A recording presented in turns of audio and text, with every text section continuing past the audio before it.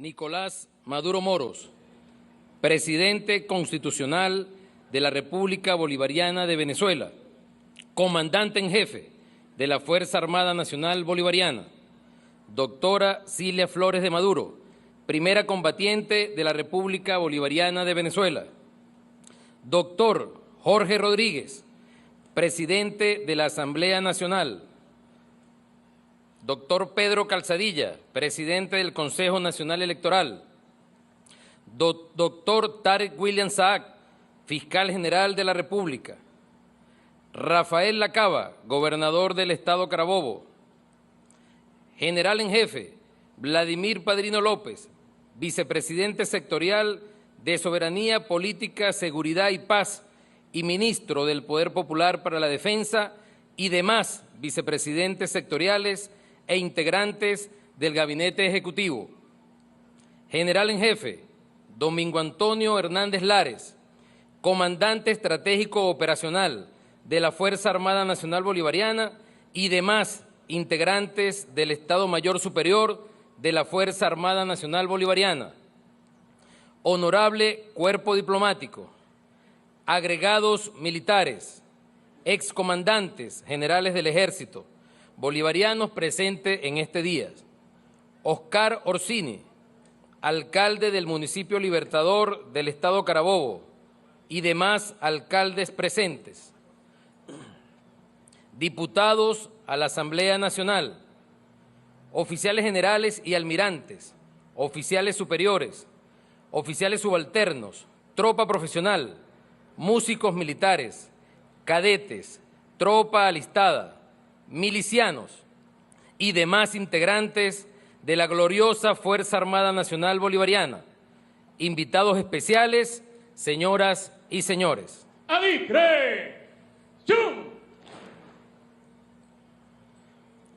Carabobo es sublime inspiración para fortalecer, espiritualizar y encauzar la nación como elemento esencial de un país cuya atlántica y frontal geografía le convierten en puerta del sol del continente suramericano.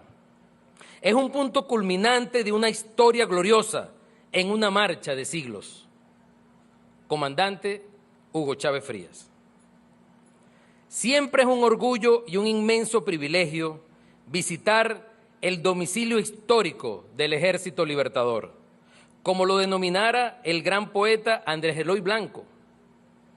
Y es que ese calificativo dice mucho de esta noble institución que es el Ejército Bolivariano. De una forma muy original comienza el poeta suponiendo que en el caso de que alguien quisiera enviar una carta al Ejército Libertador, tendría problemas el remitente. Es decir, el cartero no sabría a dónde llevarla.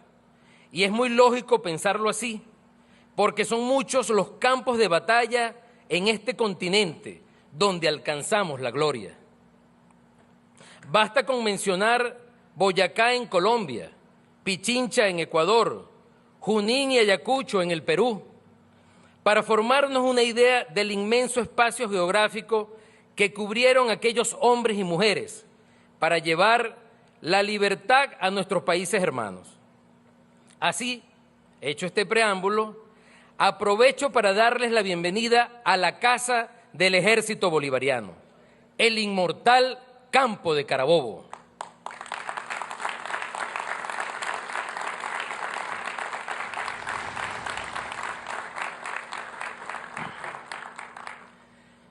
Mi primer contacto con esta tierra sagrada de la patria la realicé cuando tenía apenas 16 años. Era yo en aquel entonces lo que se conoce en el argot militar como un imberbe cadete de primer año y tuve la suerte de ser seleccionado junto a un grupo de excelsos compañeros para desfilar el 24 de junio del año de 1987. Recuerdo que la emoción y el orgullo no cabían en mi pecho al sentirme protagonista de aquel acontecimiento. Porque Carabobo, en los espacios de nuestra querida y siempre recordada Academia Militar, era y sigue siendo sinónimo de algo muy grande y heroico. Permítame decirles que hoy, 36 años más tarde, cuando estamos ya en el ocaso de nuestra carrera militar, esas mismas emociones tampoco encuentran espacio en mi corazón y en mi pecho. Al dirigirme a ustedes, con motivo de celebrarse los 202 años de aquella espléndida victoria, como llamara el libertador Simón Bolívar a la batalla de Carabobo, a la batalla de ese 24 de junio de 1821.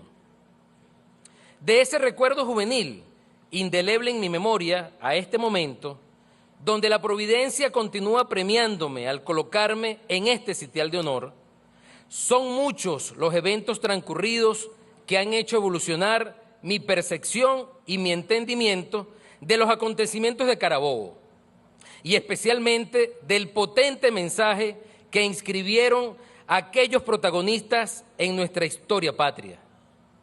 Mensaje que ha llegado hasta el presente y continuará vigente para las futuras generaciones del pueblo venezolano. Quiero, pues, centrar mis palabras en una de las aristas de ese poderoso mensaje que tiene que ver con la institución a la que todos los venezolanos y venezolanas debemos mucho.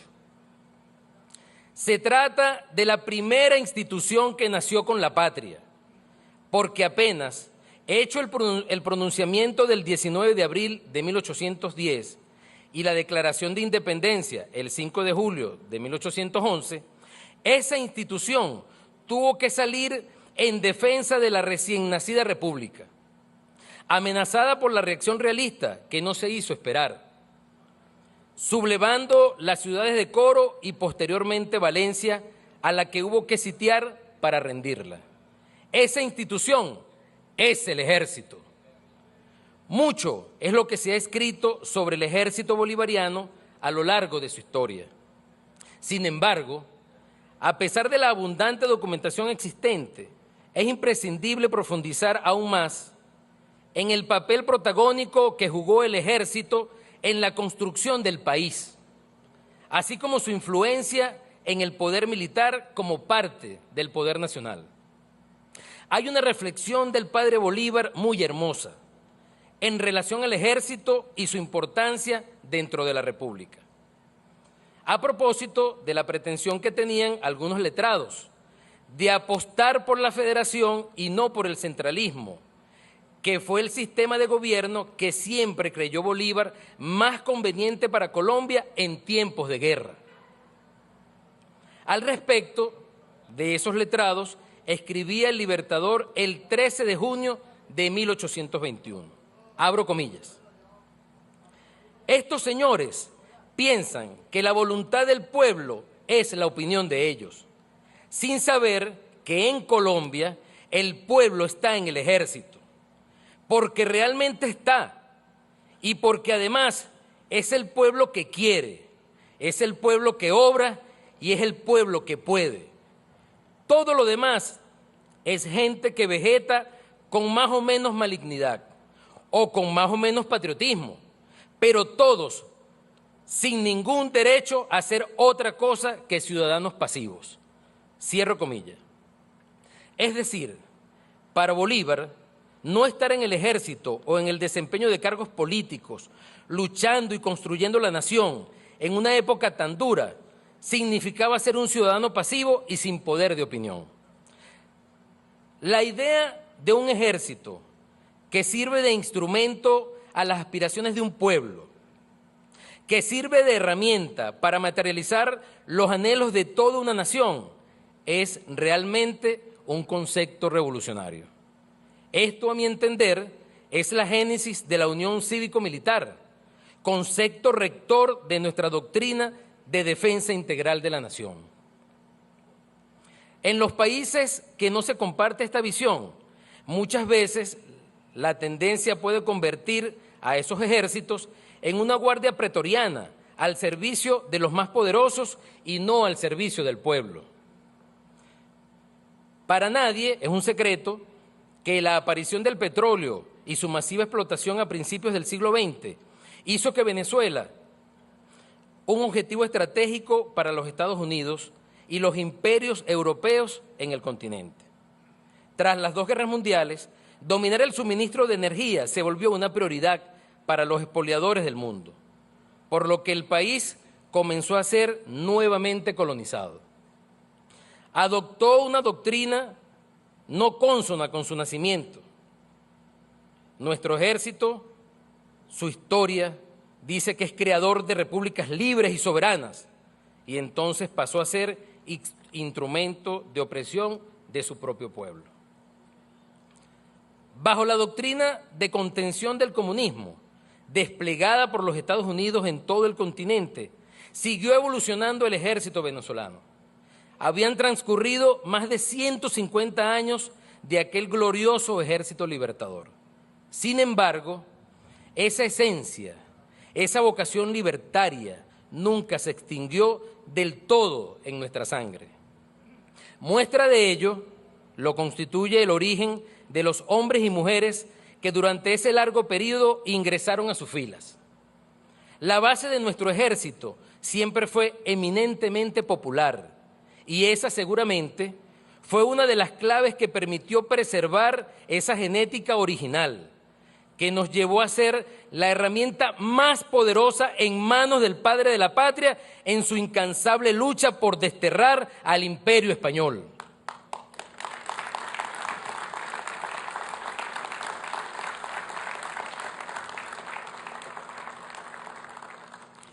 Una prueba fehaciente de lo que afirmo, al referirme a esa genética que se creyó extinta, es el himno del Ejército Bolivariano. Fue creado y aprobado en el año de 1962, en una época en la que estábamos bajo el control estricto de los Estados Unidos. Aún así, fue imposible extinguir el legado bolivariano del ejército y de los componentes que nacieron de su seno. Y esa herencia la vemos en cosas muy sencillas, pero de inmenso significado.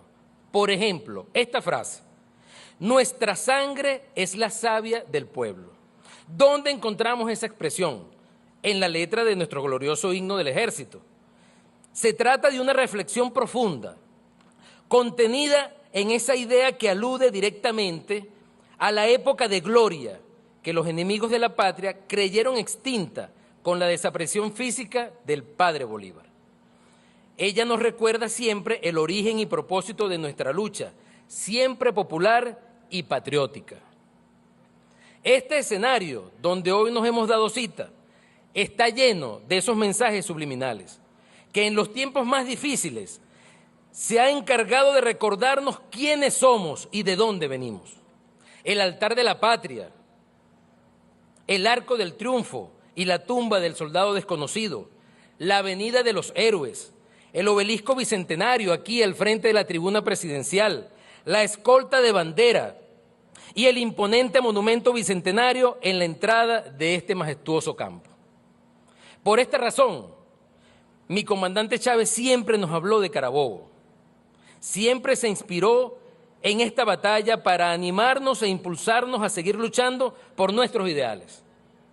Podría afirmar, sin temor a equivocarme, que fue mi comandante Chávez el hombre que reconectó a la Fuerza Armada Nacional Bolivariana del siglo XXI con la esencia e ideales del Ejército Libertador de hace 200 años. Y hoy más que nunca sigue consolidando mi comandante en jefe Nicolás Maduro Moros en plena lucha contra el imperio norteamericano y sus lacayos.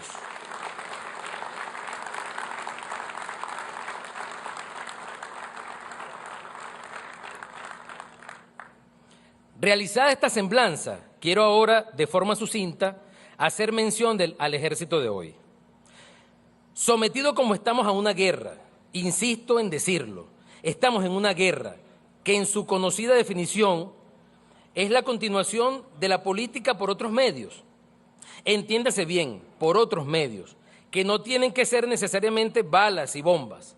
En esta oportunidad, los otros medios son las agresiones políticas, económicas y terroristas desatadas sobre Venezuela. Recientemente, uno de los principales protagonistas de la agresión imperial, el nefasto expresidente de los Estados Unidos, Donald Trump, confesó con el mayor desparpajo su participación en un crimen de lesa humanidad. Cito: al irme, Venezuela estaba lista para colapsar. Nos habríamos hecho de ella. Hubiéramos tomado todo su petróleo. Hubiera sido justo al lado, pero ahora compramos petróleo a Venezuela. Tal declaración no hace sino confirmar la participación directa de los gobiernos de Estados Unidos en este abominable crimen contra el pueblo venezolano. A los que siguen dudando sobre el origen de las penurias que padecemos, les recomiendo vean esta siniestra declaración. Más claro, imposible. La Fuerza Armada Nacional Bolivariana, ante estos ataques, ha tenido un rol protagónico en la defensa de la patria, y el Ejército ha sido un factor clave en esta lucha sin cuartel, cumpliendo cada una de las misiones que le han sido encomendadas.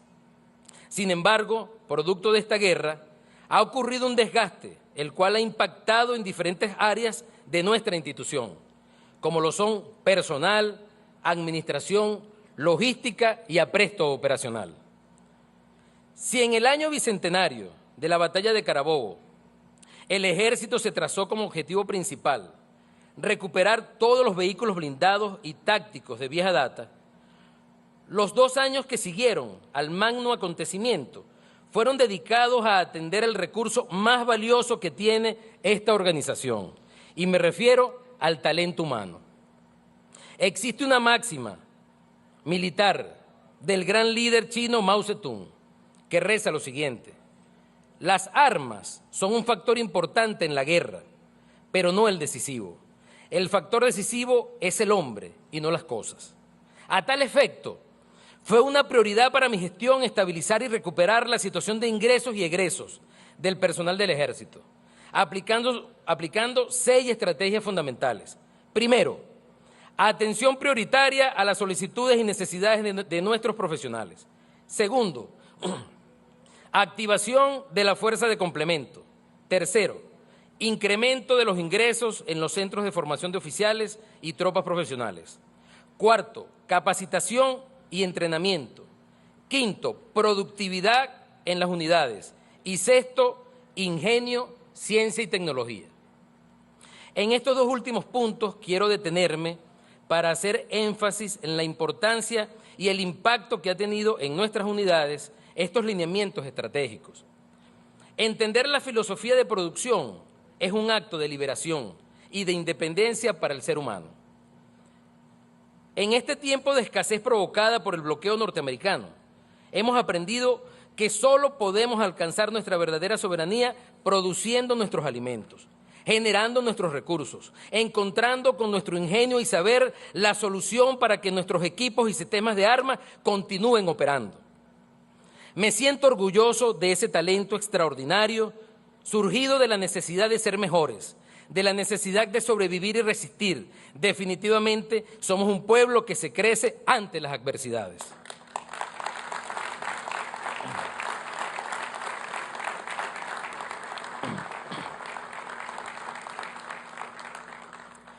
Con estas medidas, que por supuesto no son suficientes, porque siempre algo se podrá mejorar, hemos logrado, a pesar del feroz ataque del imperialismo, mantenernos en combate, defendiendo nuestra amada patria, Venezuela. El fin último de todo ejército es estar presto para la defensa, y con ese objeto debe organizarse, adiestrarse y equiparse.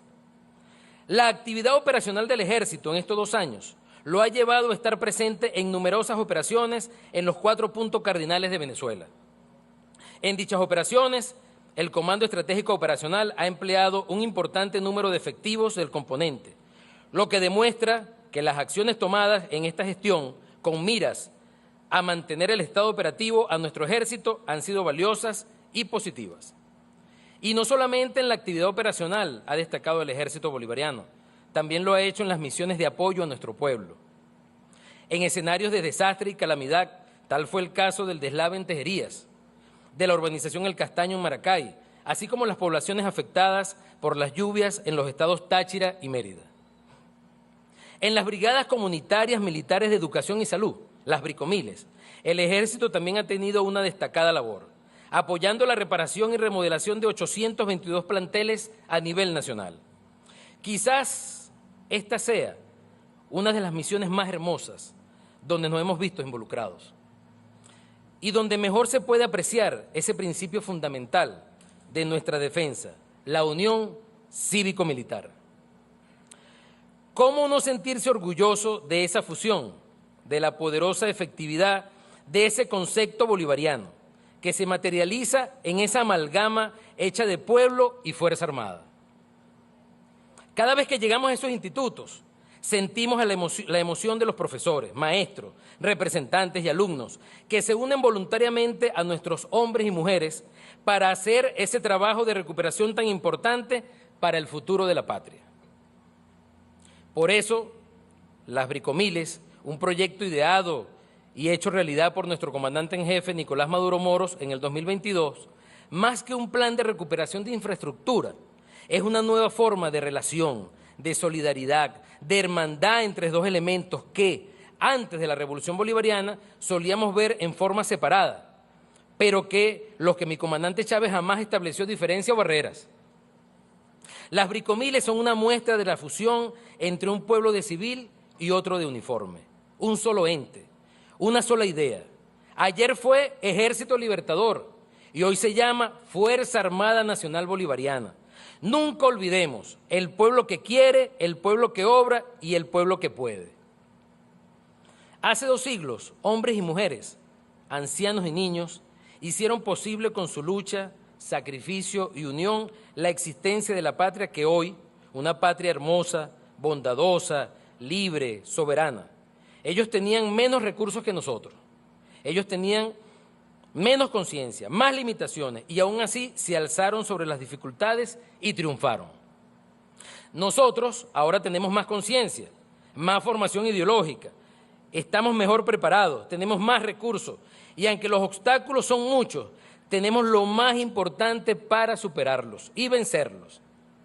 Tenemos el ejemplo y la inspiración de quienes dieron su vida por esa hermosa bandera que ondea con la brisa de la victoria de Carabobo, de los que se sacrificaron por ese cielo, por esos árboles, de los que perecieron por esta tierra donde yacen sus restos y los de nuestros seres queridos, la tierra de nuestra infancia, de nuestra juventud, de nuestros primeros amores, en fin, la tierra que nos vio nacer.